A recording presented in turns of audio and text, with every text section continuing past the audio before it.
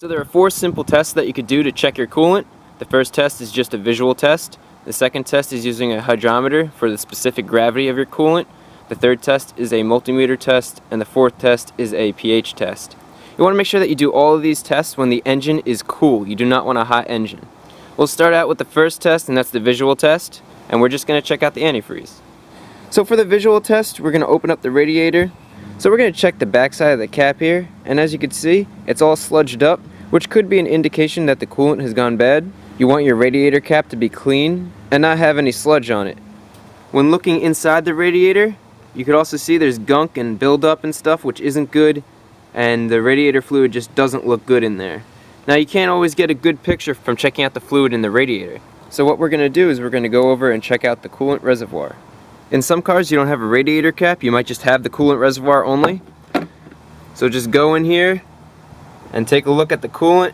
When I first got this truck, I got the antifreeze vacuum flushed out, and the place refilled it with some cheap antifreeze. It's not Dex Cool, but it is supposed to be orange, just to give you an idea. I have a clear plastic cup, and I'm going to be using a turkey baster just to show you the fluid. You get a better look when it's actually outside of the reservoir. And when we take a look at this fluid, as confirmed from before, it does not look good at all. I could see a bunch of rust in there, and there's debris in there. If you have green antifreeze, your antifreeze should look green. It should be a bright green. If you're running red or orange coolant, it's a lot harder to diagnose because rust is orange. But orange coolant should look bright orange with no debris in it. It shouldn't look like this muddy color. In either green or orange coolant, you don't want any type of muddiness. When you pour your coolant back into the reservoir, pour it slowly, and that'll leave any big rust pieces or debris at the bottom so you can see what's really in there. So in my case, this obviously fails the visual test on all accounts. Also, don't forget, check your owner's manual to see when your coolant should be changed in your car, but typically coolant lasts 3 years or 36,000 miles. Next test we're going to do is we're going to be using a hydrometer to check the specific gravity. This test is going to tell us to what temperature the coolant is protecting on both the freezing side and on the boiling side of the temperature scale. All you have to do is fill this up to that line with coolant, and the needle in there will float based on specific gravity to a certain reading, and then you just read it.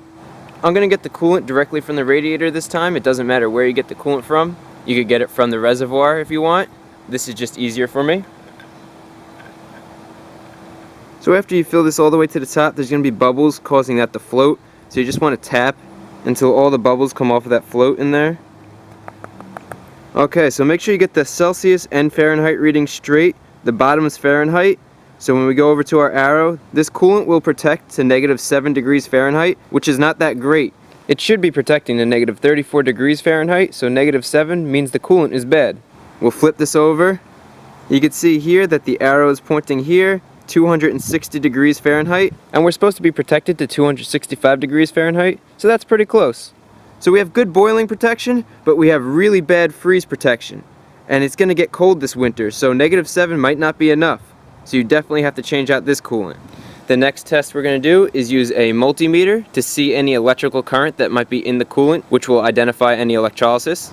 So just set your multimeter to 20 DC volts, and now you could either go in through your radiator cap or you could go in through your coolant reservoir. With the engine off, get a reading by sticking one of the leads into the coolant and the other lead onto a ground.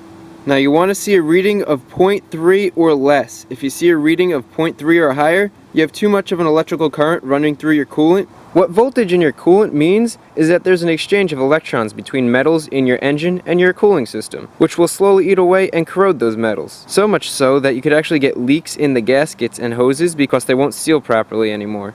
Right here we're at 0.24, which is pretty close to 0.3, but this is with the engine off. Now I'm going to go turn the engine on, and we're going to see if that goes above 0.3, which is our threshold for bad coolant.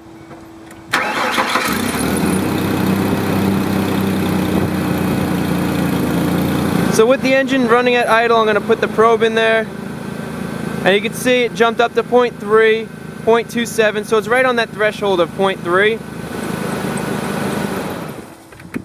The higher the reading here, the quicker your engine's going to corrode because the coolant is allowing transfer of electrons through it, and you don't want that. So since the coolant does reach that 0.3 threshold, just went 0.31, so it's over the threshold barely. So I'd definitely consider changing the coolant just based on that 0.3 reading that we got. And also, when you combine it with that hydrometer test where we showed the coolant only protects to -7 degrees Fahrenheit, plus the visual test where there's debris and rust and stuff and it's kind of a muddy color, all that combined, I would definitely change out this fluid. And we're going to do one more test. And the final step, I'm going to be using these pH tabs. This is actually for a fish tank. It does pH. You could use a pH reader, an electronic one, and that'll also tell you the pH. When testing your coolant, you want to have a pH reading between 8.5 and 10. So that's basic. Remember, a pH reading of 7 is the middle. Below 7 is acidic, above 7 is basic. So a pH level below 8.5 means it's time to start thinking about changing your coolant. Any pH reading of 7 or below definitely means that you need to change your coolant, because acidic coolant will eat away your gaskets, such as your head gasket, and also eat away your rubber hoses. So all you're going to do is just dunk this into the radiator, pull it out.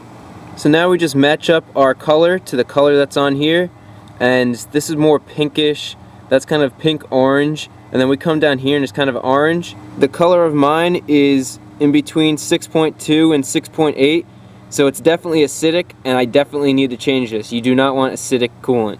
But if you get that purple that's above 8.4, then you're good to go. So hopefully this video was helpful and taught you something new about checking your coolant.